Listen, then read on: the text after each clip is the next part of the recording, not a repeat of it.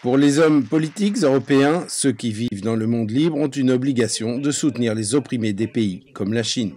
Mercredi soir, une projection privée d'un documentaire sur 2 prisonniers de conscience chinois a été proposée aux membres du Parlement européen, de l'Union européenne et aux représentants d'ONG. Un homme politique estonien avait aidé à l'organisation de la projection de Free China, Le courage de croire. Pour lui, les histoires de Jennifer Teng et de Charles Lee sont des expériences auxquelles il peut s'identifier. Eux comme moi venons de pays totalitaires. Nous comprenons ce que veut dire essayer de vivre selon nos croyances. Le documentaire coproduit par NTD s'est concentré sur la persécution du Parti communiste chinois à l'encontre du Falun Gong.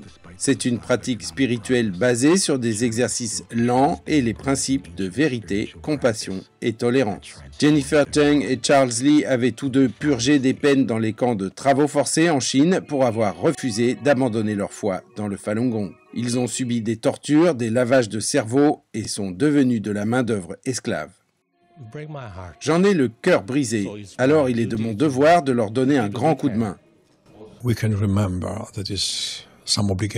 Nous pouvons nous rappeler certaines de nos obligations, responsabilités du monde libre pour agir et aider ce peuple très courageux qui pourrait croire, pratiquer et agir.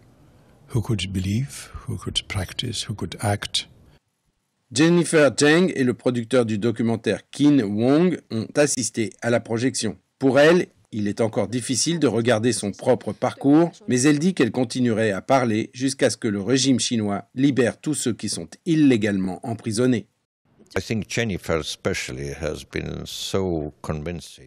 Je trouve que Jennifer a été particulièrement convaincante. Une telle émotion contenue et maîtrisée, on peut ressentir à travers elle comme la situation est touchante et grave.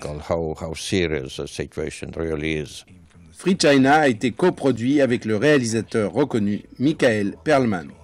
Ce documentaire primé sera diffusé dans les salles le 4 juin. Nouvelle NTD, Bruxelles, Belgique.